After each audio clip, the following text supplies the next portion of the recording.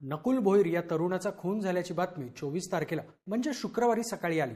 नकुल भोईर सामाजिक कार्यात सक्रिय असणारा तरुण आपल्या पत्नीला नगरसेवक करायचं म्हणून वेगवेगळे कार्यक्रम आयोजित करत होता। सोशल मीडियावरही तो सक्रिय असायचा। सहसा कोणाच्या अध्यात्मध्यात नसणाऱ्या या तरुणाच्या खुनाची बातमी ऐकून अनेकांना धक्का बसला। पण त्याहून अधिक धक्कादायक गोष्ट होती ती म्हणजे त्याचा खून त्याच्याच बायकोने केला होता। मध्यरात्रीच्या सुमारास नवरा बायकोची भांडणं सुरू झाली। नकुलने आपल्या पत्नीच्या चारित्र्यावर संशय घेणं सुरू केलं व या भांडणातूनच नकुलच्या पत्नीने त्याचा गळा आवळून खून केला असं सांगण्यात येऊ लागलं। पण त्यानंतर अनेक जण संशय व्यक्त करू लागले। सहसा नवरा बायकोच्या भांडणात पुरुष ताकदीने वरचढ ठरतो। नशेच्या आहारी गेलेल्या पुरुषांना आपण काय करतोय याचा अंदाज देखील येत नाही। अशा भांडणात आपल्या पत्नीला मारून टाकल्याच्या अनेक बातम्या येत असतात। पण बायकोने एकट्याने मध्यरात्री आपल्या पतीचा खून केल्याने सोशल मीडियातून संशय व्यक्त केला जाऊ लागला। एक स्त्री एका पुरुषाला एकट्याने कसं संपू शकते, नेमकं काय झालं होतं अशा शंका विचारल्या जाऊ लागल्या। हे प्रकरण नेमकं काय होतं तेच जाणून घेऊया या व्हिडिओच्या माध्यमातून। नमस्कार, मी अनिकेत आणि तुम्ही पाहताय बोलभिडू। तर शुक्रवारच्या पहाटेच्या सुमारास पोलीस नियंत्रण कक्षाला एक फोन आला। या फोनवर एक स्त्री रडवेल्या सुरात सांगत होती की माझं आणि माझ्या नवऱ्याचं भांडण झालंय आणि मी त्याला मारून टाकलंय। हा फोन नियंत्रण कक्षाला साधारण 3:30च्या सुमारास आला होता। त्यानंतर दिलेल्या पत्त्यावर पिंपरी चिंचवड पोलिसांची टीम पोहोचली। तिथे दृश्य म्हणजे नवऱ्याचा मृतदेह पडलेला आहे आणि त्याची शेजारी त्याची पत्नी चैताली रडत बसली आहे। नकुलचं वय साधारण 40 वर्षांचं तर चैताली 28 वर्षांची। दोघांचंही नाव राजकारणाशी चांगलंच जोडलं गेलेलं। चिंचवडमध्ये त्याचा चांगला जनसंपर्क होता। मराठा सेवा संघ, संभाजी ब्रिगेड अशा संघटनेत नकुल पदाधिकारी होता। शिवाय राष्ट्रवादीच्या शरद पवार गटात तो सक्रिय होता। मनोज जरांगे पाटलांच्या मराठा आंदोलनात त्याचा सक्रिय सहभाग होता। सामाजिक कार्यात सक्रिय असलेल्या नकुलची ओळख याच कामातून चैताली चौधरी सोबत झाली। चैताली देखील चिंचवड परिसरातच राहायची। सामाजिक कामातून त्यांची ओळख, ओळखीतून मैत्री आणि मैत्रीतून प्रेम। दोघांच्या वयात 12 वर्षांचं अंतर होतं, पण एकसारखी आवड निवड म्हणून घरच्यांनी देखील लग्नाला विरोध केला नाही। 2018च्या सुमारास या दोघांनीही लग्न केलं। लग्नानंतर चैताली आणि नकुलला 2 मुली झाल्या। आज एकीचं वय 5 वर्ष तर दुसरीचं वय 2 वर्ष। घर, संसार आणि राजकारण अशा तिन्ही गोष्टी हे जोडपं जुळवून आणत होतं। चैतालीसाठी नकुलने साड्यांचं दुकान सुरू केलं होतं।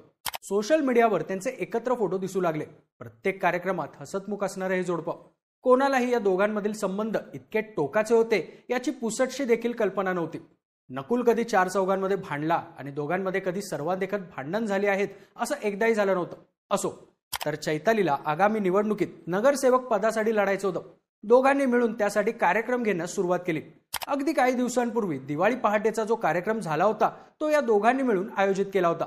आपल्या 2 लहान मुलींसोबत नकुल चैतालीच्या जोडीची चर्चा या कार्यक्रमात देखील झाली होती। साहजिकच वरून सगळं चांगलं दिसत असताना असं अचानक कसं घडलं हा मूळ प्रश्न या खुनानंतर विचारला जाऊ लागला।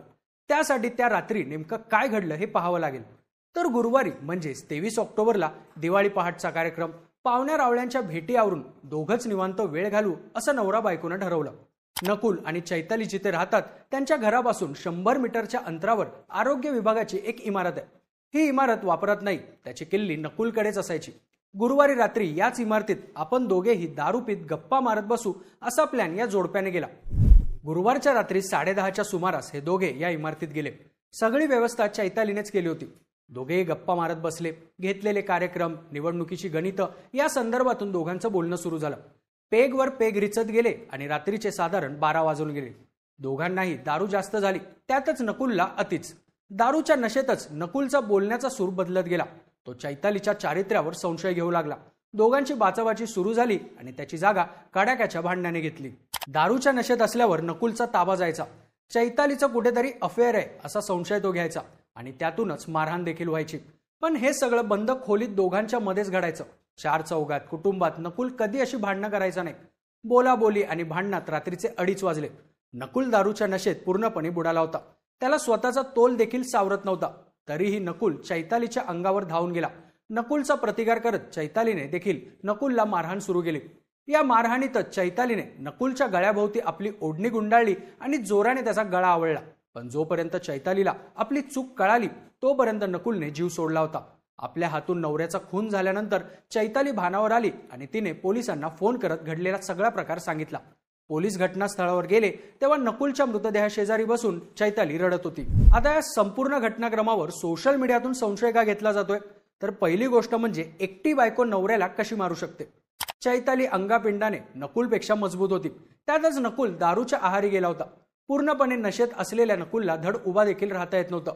अशा अवस्थेत चैताली नकुलवर वरचढ ठरली असेल असा अंदाज बांधला जातोय. पण त्याच सोबत विचारण्यात येणारी दुसरी शंका, रात्री 10:30ला हे दोघे नवरा बायको दारू पित होते आणि घटना 2:30-3च्या सुमारास झाली. या दरम्यान तिथे तिसरी कोणी व्यक्ती उपस्थित होती का? कोणाच्या मध्यस्थीने हे करण्यात आलं का? अर्थात हा प्रश्न एकट्या पत्नीने गळा आवळून खून कसा केला म्हणूनच विचारला जातोय. शिवाय नकुल स्वतः माळ घालायचा, तो दारू पित नव्हता असे दावेही त्याला ओळखणारे करतायत. पण इथेही एखाद्या व्यक्ती दारू पितच नव्हता असं ठामपणे कोणालाच सांगता येत नाही. या प्रकरणावर संशय घेण्याचं अजून एक कारण म्हणजे नवरा बायकोमधली ही भांडणं कधी कुटुंबासमोर, पाहुण्यांसमोर झालीच नाहीत. अगदी एकमेकांच्या घरच्यांना देखील याची इतकी टोकाची भांडणं होऊ शकतात याबाबत शंका असल्याचं सांगण्यात येतं. वरून खुश असल्याचं दाखवणारं हे जोडपं एकमेकांचा खून करण्यापर्यंत कसं जाऊ शकतो या प्रश्नामुळे या संपूर्ण प्रकरणाबाबत संशय व्यक्त केला जातोय. चैताली सध्या पोलीस कोठडीत आहे. सध्याच्या तपासात तरी चैतालीनेच दारूच्या नशेत असणाऱ्या नकुलला मारलं. त्याचं कारण वारंवार चारित्र्यावर संशय घेणं हेच होतं हे आता समोर आलंय. तुम्हाला या घटनेबाबतीत काय वाटतं? तुमची मतं आणि प्रतिक्रिया आम्हाला कमेंट करून नक्की सांगा आणि बोल व्हिडिओच्या YouTube चॅनलला नक्की सबस्क्राईब करा.